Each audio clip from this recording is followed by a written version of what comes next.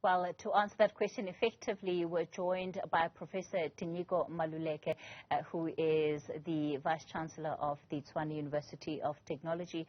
Professor Maluleke, insurrection, counter-revolution, a year on, I mean, is it any clearer how we define last year's violence?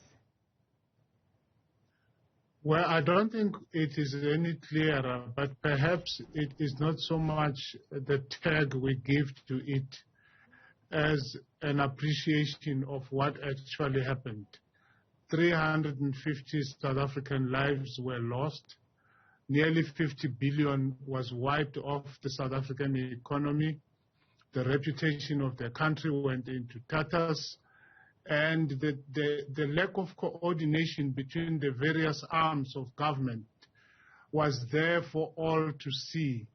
The ineptness, the incapacity, the lack of resources of our police was all exposed before our eyes. That is what happened. And what happened is therefore something that we, whether we can define it or not, must make sure that doesn't happen again.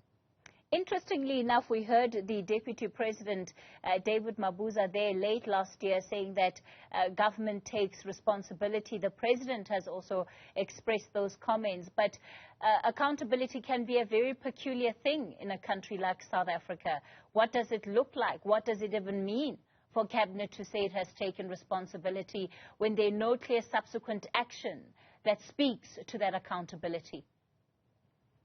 Well, Cabinet was not being original in saying that they take responsibility, because that's what the expert panel led by Professor Sandy Africa found. They, if you remember their findings, the very first finding points the finger at Cabinet, that Cabinet should take responsibility for what happened. It also points a finger at the inept or absent faulty National Security Council meetings, which had not taken place for a very, very long time ahead of that unrest in July. It also speaks to actions that the President should have taken in terms of developing a national security strategy and so on. So when Cabinet takes responsibility, they are simply mouthing what that expert panel found. And I think taking responsibility, as you rightly point out, is one thing, but we needed to have seen heads roll. We needed to have seen particular actions being put in place to deal with issues of capacity and coordination, especially the absence of forewarning systems, which means that a problem like this should be prevented rather than stopped once it has started. Staying with the findings of that report, Professor Maluleke, this question of a national security strategy is key, especially when it comes to some of, the early mechanisms of early warning mechanisms in the wake of potential future unrest.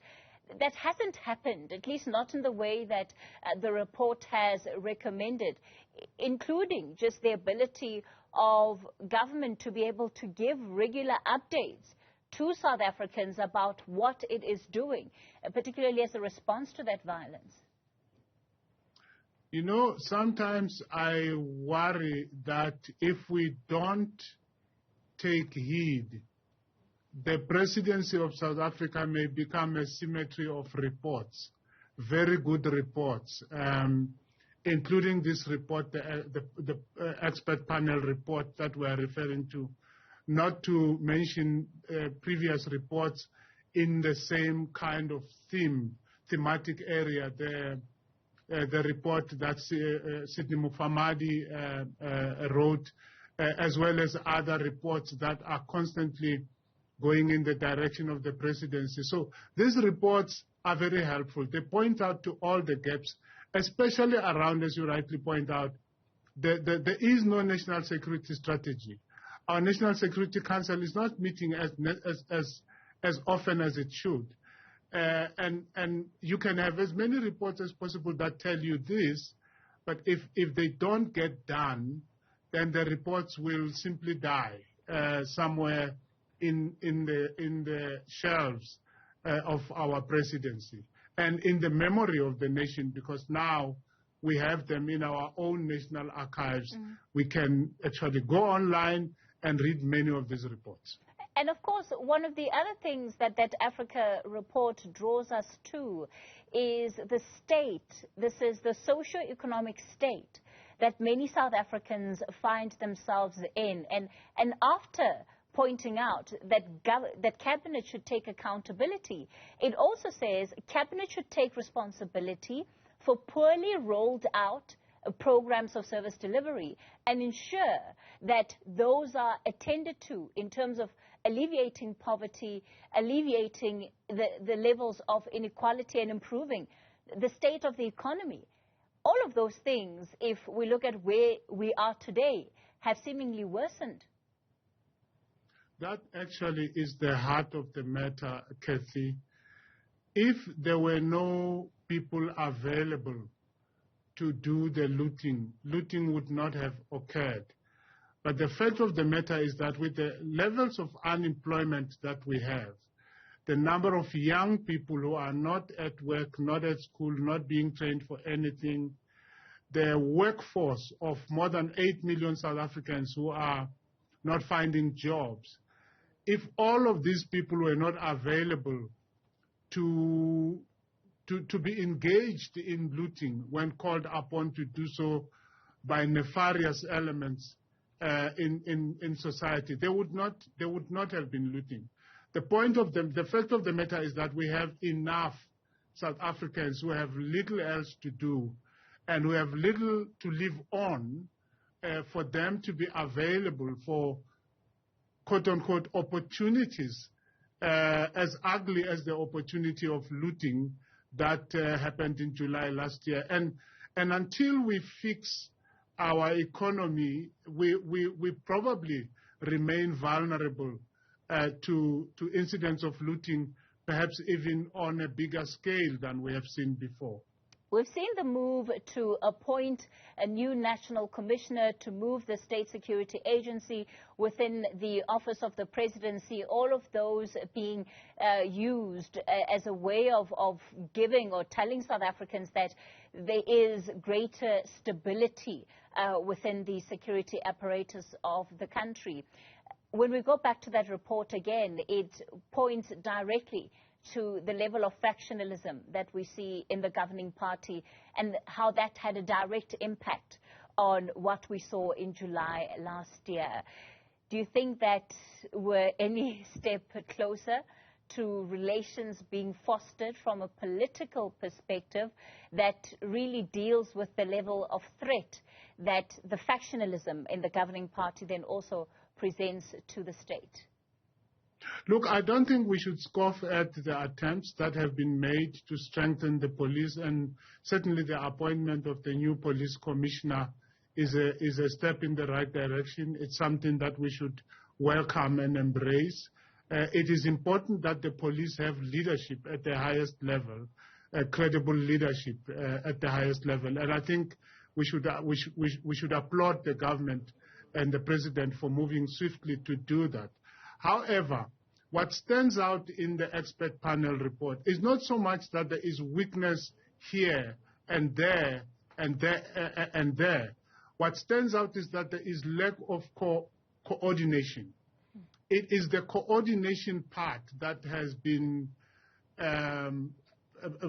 very disappointing.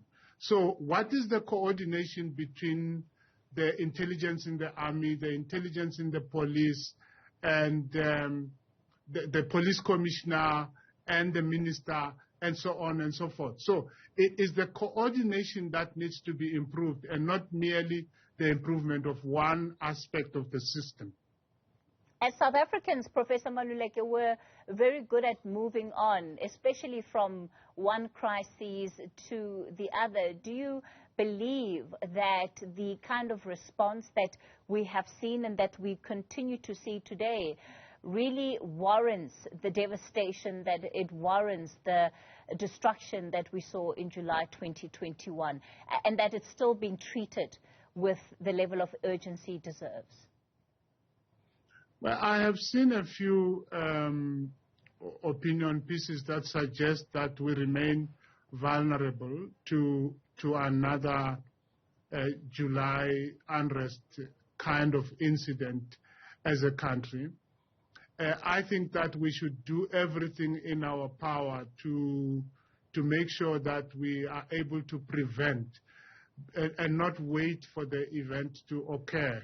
It took us a week last time around to bring the country back to some semblance of order.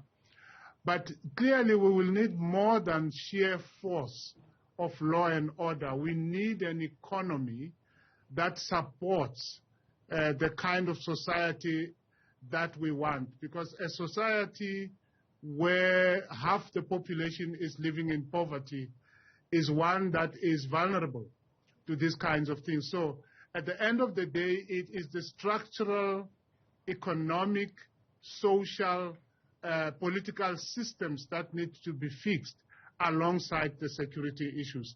I am not sure that we have done enough yet, but I think we should continue to press ahead to address those structural issues. Political analyst, Professor Tinyiko Maluleke, let's leave it there for tonight.